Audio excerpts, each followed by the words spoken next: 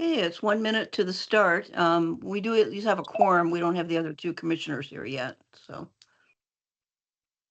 Chair, we have all but one here. Pardon? We have all but one. Yes, oh, okay. Okay, what did I do? And our recording is started, so whenever we are ready to start the meeting, we're good to go there.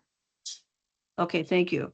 Okay, it is 12 o'clock on Wednesday, July 8th, 2026, and I call to order the Racing Commission meeting. Karen, could you call the roll, please? Yes, good afternoon, everyone. For the record, my name is Karen Parkman, and I serve as the Director of Administration for the agency. Today in attendance for our special emergency meeting is Chair Doherty. Here. Vice Chair Barry. Commissioner Fowler. Here. Commissioner Stein. Here. Commissioner Kinsley. Here. Okay.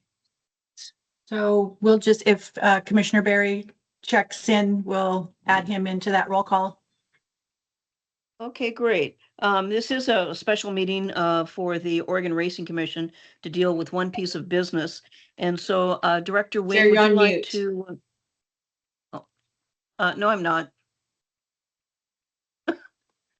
Can you guys hear me? Because I Yes. Can. yes. Let me make sure I've got my sound up. Yep. Okay, and so the first thing, the only thing we have on here is a I can't business hear you, item. Chair. Can everybody else hear me? I can Yes. hear That's you, just you, Connie. Yes. and we I can hear Yes. Connie too. Affirmative. That's Yeah, right, it's okay. a Connie issue. It's Connie Okay. too. That's weird. That's just her. I can't hear. All right, I'll shut up. Turn up your hearing aids here. Okay. It looks Okay, like so with that- Commissioner Barry has just arrived as well, just for the record. I saw his name. Hello. Great. Okay. So the commissioners are all here. Director Wynn, would you like to talk about the one order of business that we have today on the special meeting?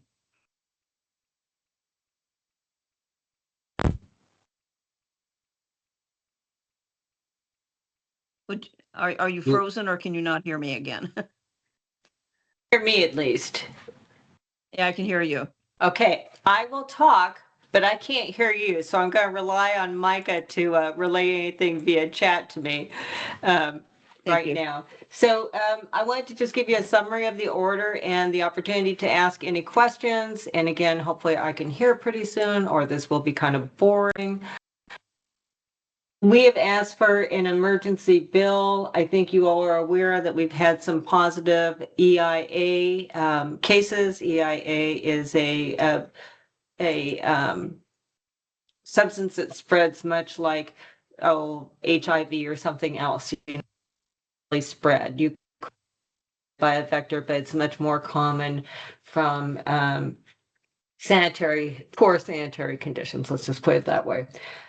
We've been assured by the state veterinarian that the vectors that we have in Oregon are very unlikely to spread them. It's a minuscule chance of them being able to. Dr. Ross has personally talked to the state vet a few times and is here and available to answer any questions. We can tell you that this time, much of the information about this, surrounding this, is still confidential because there's ongoing investigations in both Washington and California. So even if we knew, we couldn't release any of the names or any specifics about the horses. I can tell you that there are 5 horses in Pierce County, which are the Seattle area. And I can tell you that there's 1 horse that's confirmed in Yakima and 6 in Northern California. They've been doing active tracing on those horses. We believe that the most responsible thing to do under the circumstances is work with the Department of Agriculture. And since we only require a 1-year window just to catch as many as we can, to go ahead and do testing at the reduced price of $12 per test, which is usually $90 per test, which the ORC will pay for at the Primeville meet. The reason why the Primeville meet was chosen as opposed to doing a grants pass or requiring everyone to do it in advance is it can take several weeks. It usually takes several weeks to detect, but it can take up to 60 days to detect. So if we had tested it when we've had the first sign, we wouldn't probably get any positive results back. We expect that none of the horses are going to come up positive. We do have quarantine processes available for both sites. They have the middle of the track is where they can quarantine horses that would meet all the requirements. However, we won't have test results back until after Primeville is done anyway. At that time, if there was any positives, the Department of Agriculture would do the trace testing. And then if there's any questions, okay, let me see if I can hear you. If not, Mike is going to send me a message and interpret. Okay, so Commissioner Fowler has a question. What's the time frame for us getting those test results back? We should get them, as I understand, probably within 40 hours, Monday or Tuesday. Dr. Ross, please correct me if I'm wrong on any of this. Okay, so it's a 2-day turnaround. No, I wouldn't count on that. Dr. Ross? Hello, can you hear me? Is I that can what hear you, understand? yes. Please yes, identify yourself This is and Dr. please Tyler identify Ross. yourself. Can you Thank hear you. me? Okay. This is Connie Wynn, by the way, the executive director. If I they- saw, Go ahead. If they test on a Friday, they won't probably have them back to the lab until Monday, and then the lab won't be open until Monday, and then I would say it would be by the end of that week. I wouldn't hope for anything sooner.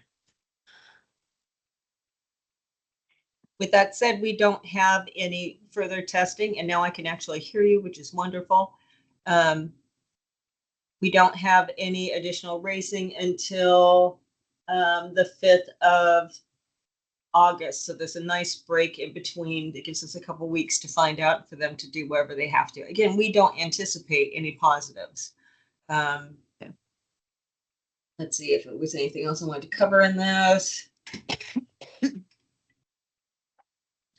Okay, so if you covered the, If the horsemen are concerned, we had some horsemen that said, I don't want my horse getting a vaccine the day of their racing. We've offered that they can do it the day before at their own expense, of course. We did give some leeway there, but it's not going to bother them, and we're definitely going to test everyone there. Yes. I thought Okay, it was a Commissioner Fowler. test. It's a I test. thought it was a test, not a vaccine. So There is basically no they're just vaccine. drawing blood, right? No, I'm sorry. Right. Test. Okay. okay, Yeah, so that's I- been cleared up. Yeah. Sorry. Thank you. Okay, Commissioner Connie? Stein. Yeah. In reading the proposed rule, I have a couple of I can't questions. hear him. Micah, can you type down what he's saying so I can hear him? The term used is a licensed race meet premises under commission jurisdiction. Is Grants Pass under jurisdiction now that it's not a race meet? Yes, it is. We have jurisdictions for 30 days before and 30 days after, but there's just a handful of horses there. Okay. Okay, thank you. And the other question is, why is 41 days used rather than the 60 days that generally is used in terms of quarantine or in terms of the incubation period, up to 60 days on the incubation period? Why 41 days was chosen when that seems to be a pretty random number? Dr. Ross, would you like to answer that? The grace period that we said that they had, if go and get a test now, they can get. I think Yeah.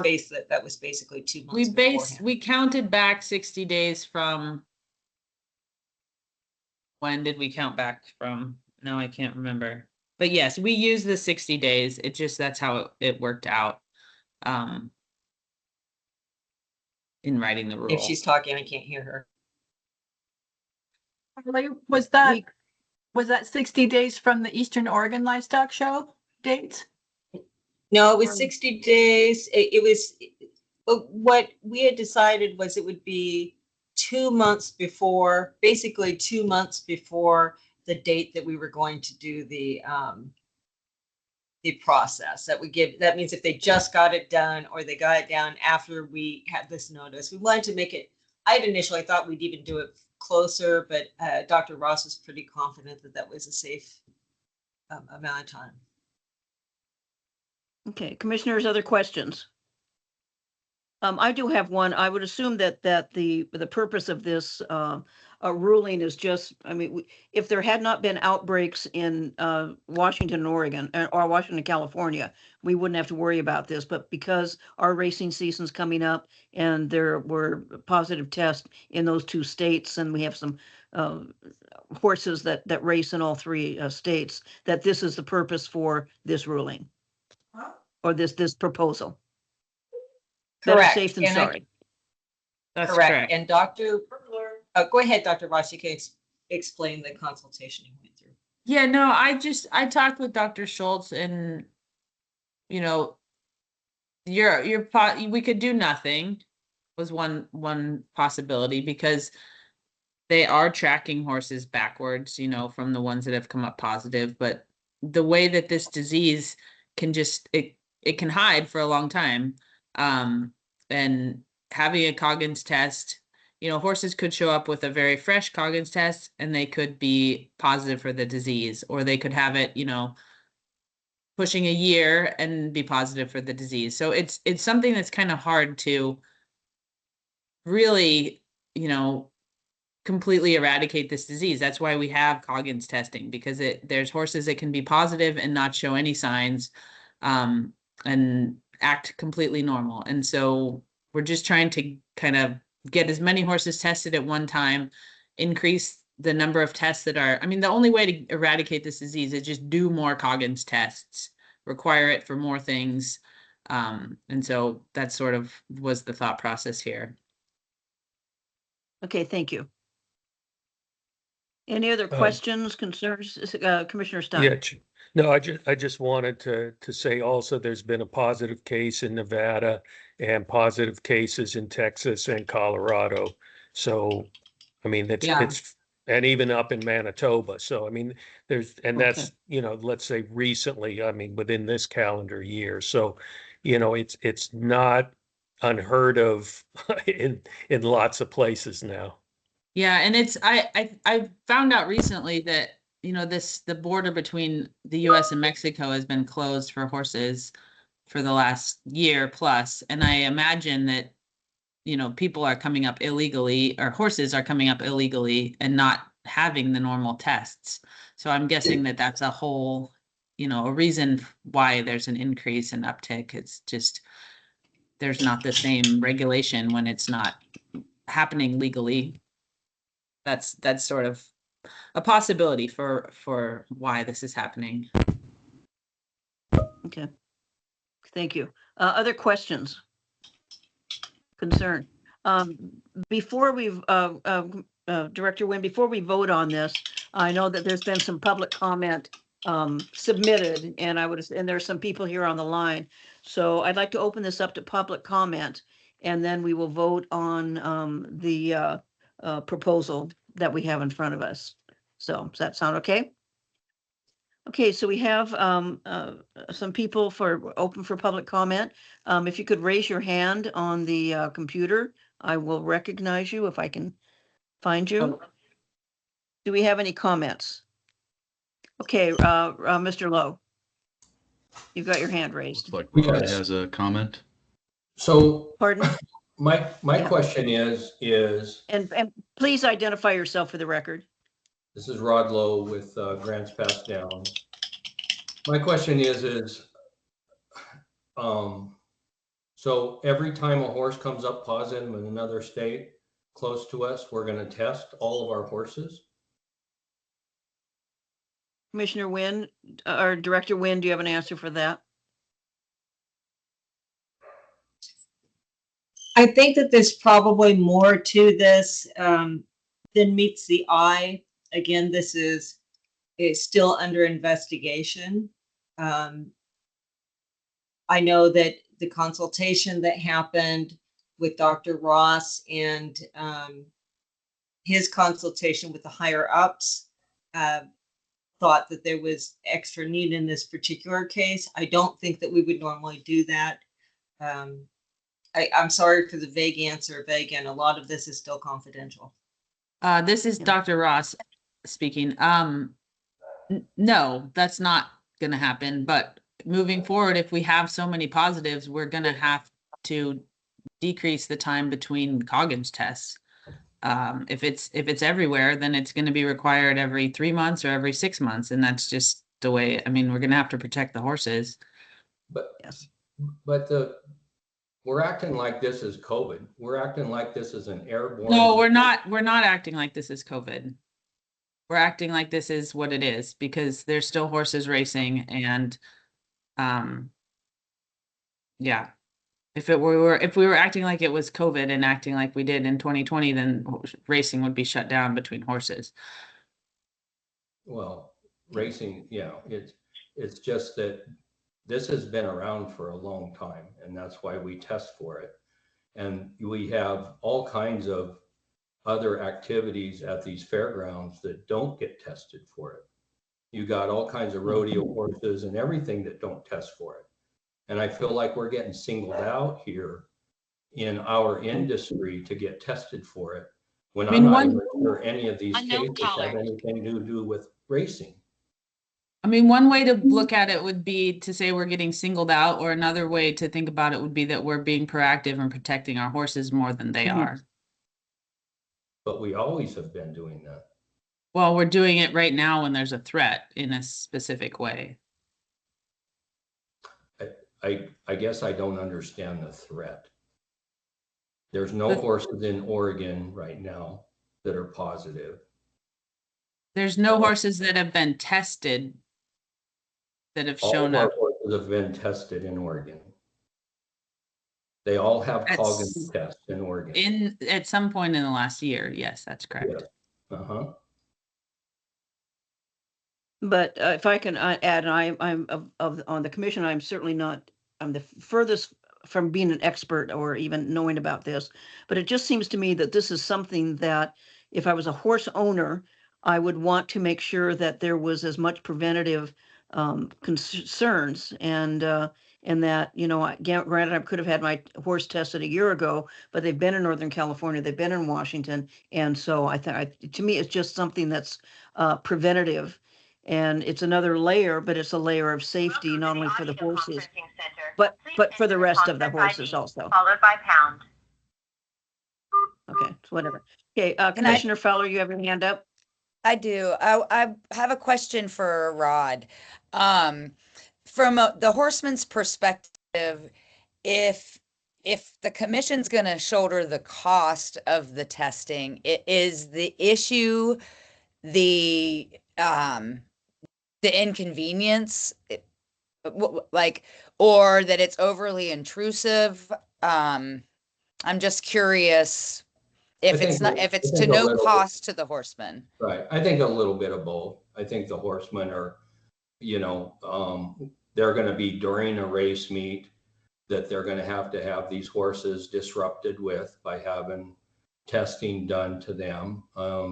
They're working on getting their horses ready for racing, not being tested at this race meet. So I'm sure that there's going to be some horsemen that are going to be upset with it, just like a comment was made that was read that, you know, they feel like it's, you know, they don't want to have it done on the day that they're going to race their horse, you know. So I think there are some issues with that. Do I think it's horrible? No, because I mean, they're going to have Bute and Lasix shots too. So it's pulling blood. So I'm not totally, you know, using that as an excuse.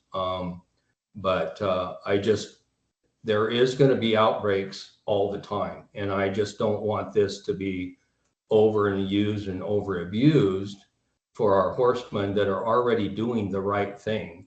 They're already getting their horses tested, and there's going to be outbreaks in other states around us. There is always has been and there always will be. Sure. And so I just don't know at what level we really take this to. So one follow-up question, and I don't know, but it seems to me, and correct me if I'm wrong, the many vets on the call, but it's a blood draw for the Coggins test, the same as it would be if we decide to test a horse for drugs after the race and we take some blood, or we test them for blood drugs in the morning. It's the same amount of blood we're talking about being taken out, correct? I'm getting a whole bunch of yeses. Yes. Okay. It's I'm not getting- I'm getting It's- nods. Okay. It's one Um, vial as opposed to 4 for the drug Sure. testing. Okay, And thank you. But the drug testing is after the fact and the other one is before the horse races. So I mean, yeah, there's a little bit of difference there. So yeah, I It- get that. Okay, Commissioner I would ju- Stein, then Director Wynn. Yeah, I would just Commissioner like to say Stein? it has no effect on the horse whatsoever. In the olden days, when Lasix was being first introduced in California, they used to draw blood and then give the shot of Lasix. People draw blood on horses all the time. Whether, to check on things if their horse is doing well or not. I think they're more disrupted by doing a lameness exam the morning of the race. And I don't think we want to eliminate that because it inconveniences them. So, I mean, from a biological standpoint, it has zero effect on the horse. Okay, Director Wynn, you have your hand up. Yeah, I just wanted to mention a couple things. Number one, if somebody is opposed to it, that's why we gave the extra time, the odd amount of extra time, up to 41 days, so we could catch most of them. Go and get a test done beforehand, and then you don't have to worry about it. The other thing is they're going to start testing early in the morning to try to get it done as early as possible. So if people are available and we can get them tested early, we're hoping it won't interfere as much. Testing doesn't start until 7:30 at night. They're going to start their testing at 8 in the morning. Just trying to help with a little more clarity. I know a lot of Okay. other people have their hand up, so I'll shut up now. Ms. Parkman had her hand up and then we open up for more public comment.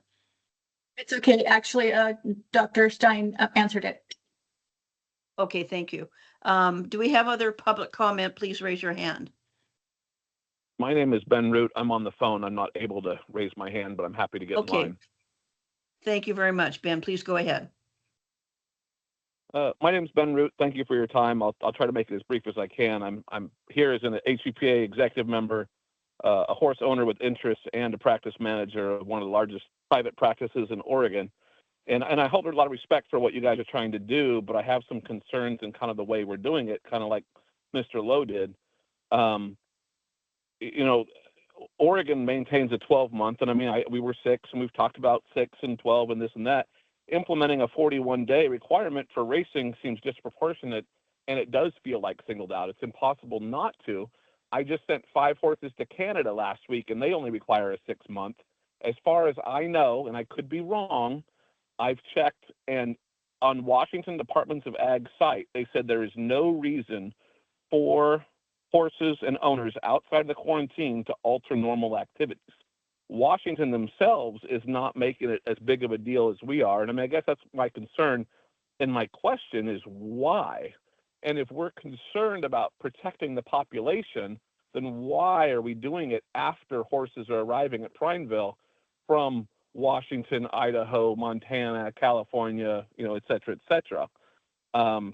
And the logistics and timing are part of that, the regulatory consistency and requirements.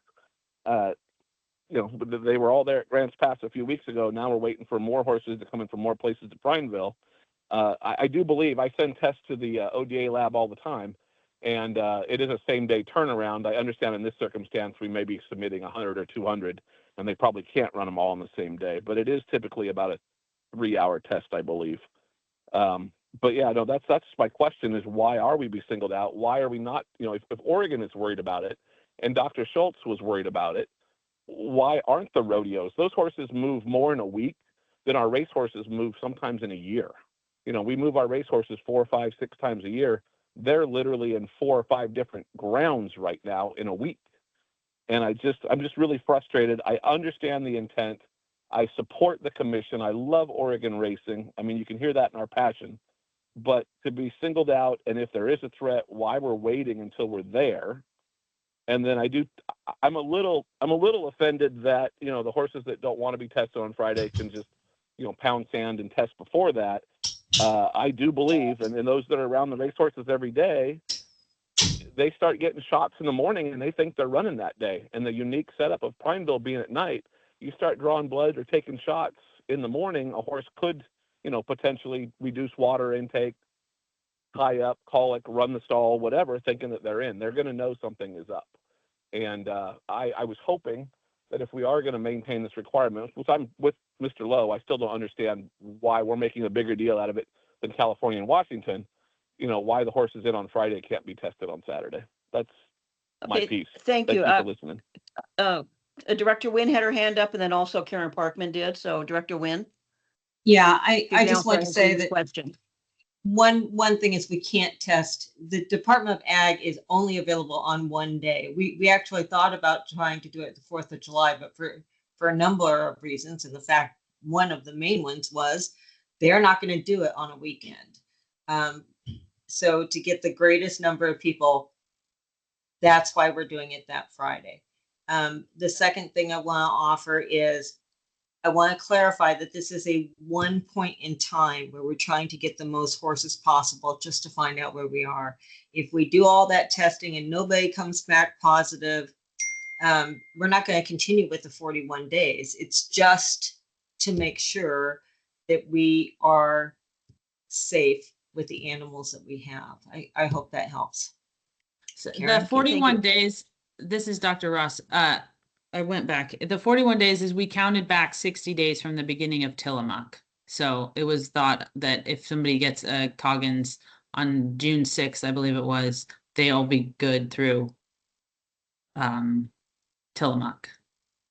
So it was 41 you. days for Prineville.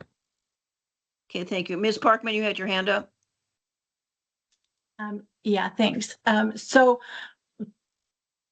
basically, what we're just trying to get done today is an amendment to the rule that allows us to do this with when the situation arises at any point in time.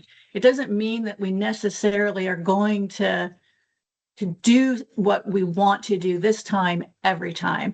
We could even change our mind, I suppose. I don't think that that's going to happen, but it's just to get a rule in place that gives us the authority to do this when the risk is high enough.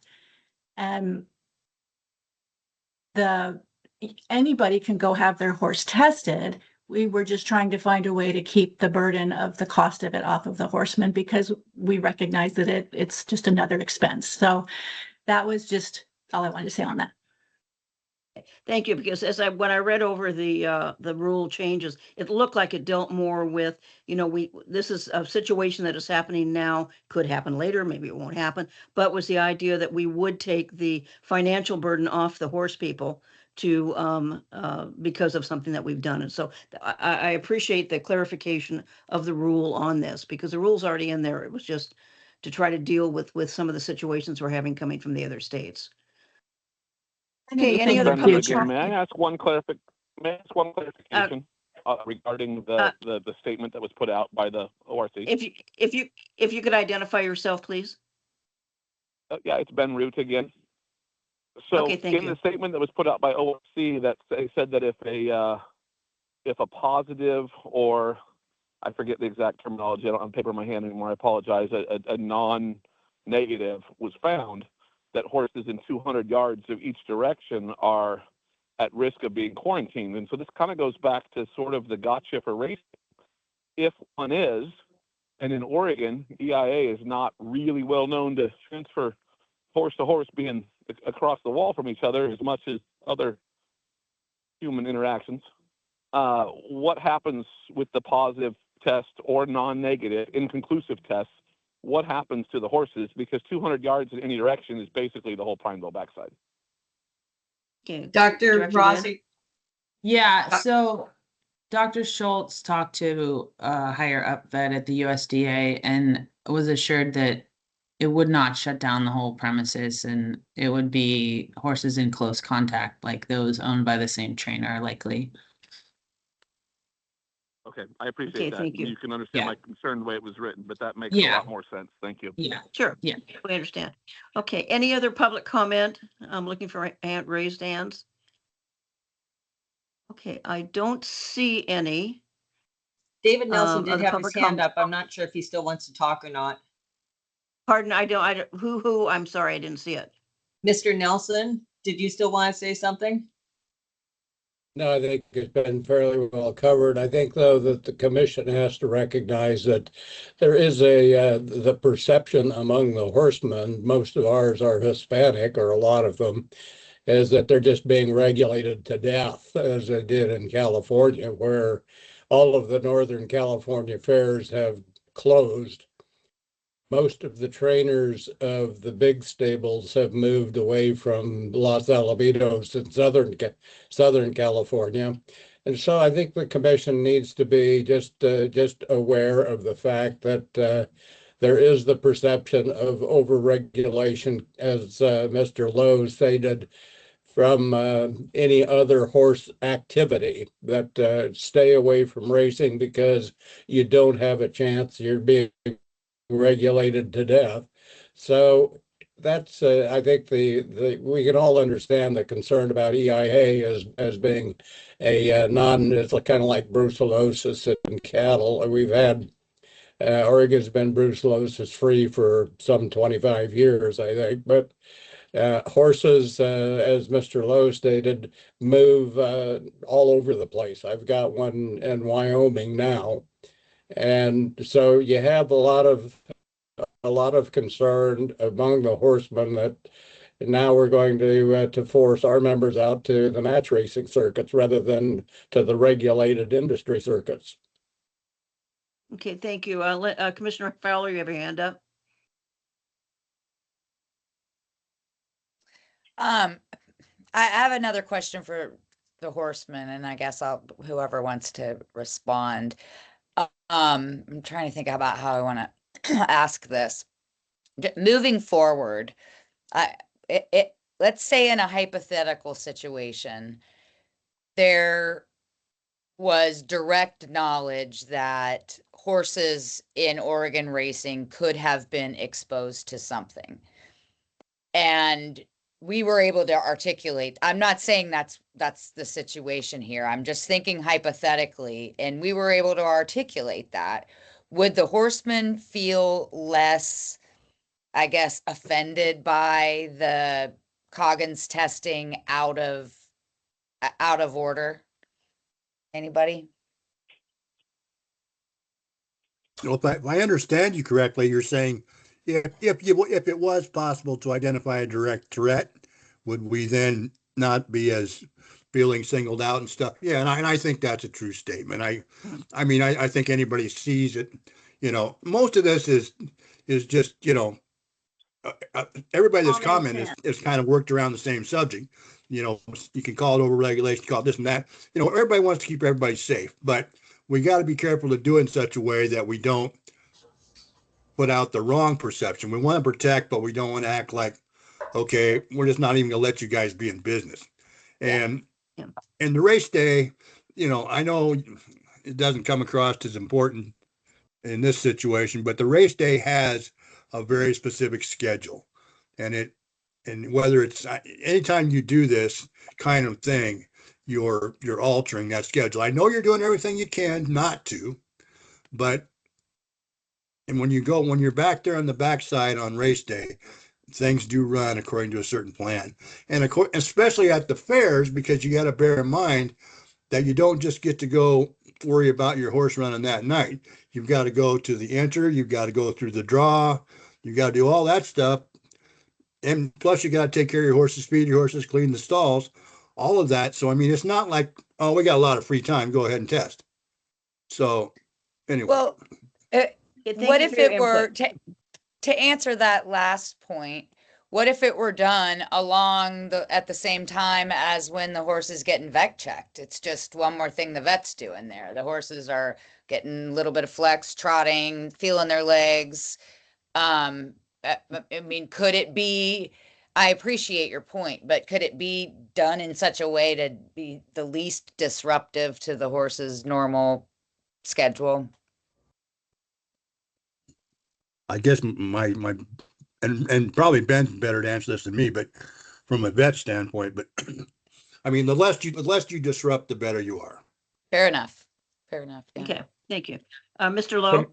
Yeah, And then, Commissioner Stein, did you want to answer that question before I go to Mr. Lowe? Well, I was just gonna, it's kind of a public service announcement. The Equine Disease Communication Center, EDCC, has all of the information about all kinds of diseases that are going on. And if you go to the part on infectious diseases and you scroll down to equine infectious anemia, they list all the cases that have occurred, you know, when they occurred, the quarantines, the number of horses euthanized, the breed of the horse, if they're able to identify it, the type of facility it was in. And I think when people read that, I think they will understand why the commission is so interested in solving this issue. Okay, thank you. Mr. Lowe? I was just gonna comment to Lindsay's ask. I have race horses. I've had race horses for a long, long time. If I had a racehorse that was next to my racehorse and they found out the horse next to me had a bad Coggins test or EIA, it wouldn't affect me whatsoever because of what I know of the disease. I don't feel like my horse is in danger at all. Just like I said, this is not an airborne type disease. It's a blood disease. And as far as I know, there hasn't been a lot of proven cases or any proven cases in Oregon about biting flies or mosquitoes transferring, you know, that from horse to horse. And so I think that's a very minimal thing. And I would not feel threatened if I had a horse next to me that had it. So that was just to follow up with that, would you feel different if that horse was sharing the hose nozzle, getting a drink? No, it's a blood disease. It has nothing to do with saliva. It doesn't have to do with sneezing or coughing or any of that. It's a blood disease. And I'm not an expert, but Dr. Stein can talk about that. Well, Rod, I would Stein only or Dr. say, Kim? I would say that if you had a horse that was positive next to you and you had a big race coming up and you were quarantined, I think that would affect you. And it would affect any horseman who's involved in a quarantine. So, I mean, that's the other issue we're not talking about, is that if you have a positive, and this could occur through contact tracing, let's say California or Washington, and if contact tracing led to any horse that was on the grounds in Oregon, you could really end up with a problem. So we're just trying to, you know, get this, you know, it's nothing we can solve, but it's certainly try to mitigate any risk to Oregon racing. Well, And that's the purpose of what we're doing. I spoke on Go this ahead. before, but I have been through this at Grants Pass. And maybe they've changed their rules, but the state did shut us down for 60 days. Horses could come in, but horses could not leave. So unless they've changed their standards, that is an issue. And it is an issue for Tillamook. You will shut that race meet down if they did what they did to me at Grants Pass. Dr. Ross, Okay, you want to is there- address that? Pardon me? Just what I said I- earlier is that there's, sorry, getting feedback. That Dr. Schultz confirmed that that wouldn't happen. I mean, that was something we talked about. If there was a positive, what that would mean, and do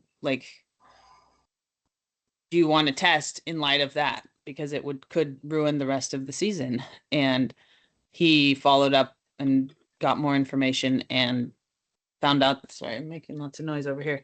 Found out that we would not have to shut down the whole place for 60 days. So that Okay. helps ease your Okay. mind, hopefully. Yes. Okay, Commissioner Barry? Thank you, Chair Doherty. Clearly, there's an imposition to the horsemen if we do this. Clearly, there's a health risk if we don't do this. Help the mental health counselor who is not a veterinarian and has not had horses enter the race. Help me weigh the cost and benefit someone between these two things. I want to keep horses safe and I want horsemen to be able to come race horses. To what degree are these things actually at odds? How much of an imposition is this, and how much safety will this measure create? And I don't know who I'm asking that question of, so. Yeah, and I'm not an expert on this, but it seems to me that, we'll have Director Nguyen talk about this, that it is one of these things, I look at it, that it's a rule that is better to have the rule in place as opposed to all of a sudden, all of this is happening. And so it's one of these things, it's not a rule that is so heinous. It's a rule of protection and, you know, that's how I look at it. But Director Nguyen or other commissioners want to Yeah, pipe in? I mean, I have 2 vets that work for us, and I know that they completely support this. They have some additional information that I don't have. I know that Dr. Stein supports this. I'd love to hear from Dr. Kinsley. You guys are the experts. Why not listen to the vets? I mean, I think we have to take our lead from the state vet associated with these things, as they have more information often than we have. And so if the recommendation from the state is the potential for testing these horses and protecting them, I think it's important. I think no matter what, we've talked about, you know, racing being overregulated. The unfortunate thing is that racing has a microscope on it at all times. And so if we don't test and we do get some transmission or something from racehorses, just some other area within Oregon, it will always come back and be blamed on Oregon racing, as opposed to if we do the testing and find out, it's better for the industry as a whole. It may be worse for the horsemen, and I apologize for that. I know that it is an inconvenience, but I think that the inconvenience of having not tested and not being able to follow and do contact tracing, especially because it's not just one horse. It was, I don't know what it says on the EDCC, Dr. Stein, but I think that there's been quite a few positives this year. And so it's just important for even the optics of racing to have that testing done to make sure that we're not a part of the problem. Okay, thank you so very much. Commissioner Barry? Thank you for that synopsis. It's helped to make my decision. I think I can make a confident vote at this point whenever public comment's over and we're ready to move forward. Okay, thank you. Are there any other public comments before we go to a vote? This is Ben Root. I'd like to Yes. make one comment and ask one question, if I may. The Certainly, comment go is ahead. that the Oregon Department of Agriculture state vet is not necessarily recommending this or making this. I've spoke to him directly, and he was asked to help. He's not doing this to the rodeos and the jumper shows and the reiner shows. This was asked from the Racing Commission, and he did agree to help. So this is not a Department of Oregon, agriculture mandate by any means. There's a lot of mystery on this call, a lot of information that is unable to be shared. It sounds like just because there were 5 or 6 positives, it doesn't mean that it's a rampant disease in Washington. It means that there was one trainer or one owner or one vet with a problem. And if we're trying to use Prineville potentially to get that person there, and there's a risk to our horses, why are we waiting till Prineville to do this after, these horses or some of these people or associated with those people are there? It's frustrating, the mystery, and it's frustrating the decision and the wares of where it's happening. That's okay. I Thank don't you for your think- comment. This is Dr. Ross. Go ahead, I just want Dr. Ross. to say, I mean, it's known that the horses that race in Oregon these horses are at risk. This disease is spread by trainers or owners or horse, whoever, using dirty needles, blood doping, just unsanitary practices. And it's circulating. I mean, I don't know the details myself of which horses, which trainers. I don't know that, but we know that it's, this is the population that is at risk. And so trying to find more horses and identify them is all, I mean, there's no mystery. It's just that there's the potential for a problem. We're trying to mitigate that. That's all. Okay, thank you very much for a clarification. Okay, and we appreciate all the input and so on with this, but it looks like the public comment is closed for now, and so we are up for a vote. And so I need a motion on to pass the rest of the rule change, 462-140-0322. Commissioner Stein? Yes, I move that we adopt Rule 462-140-0322. Is there a second? I'll second the motion.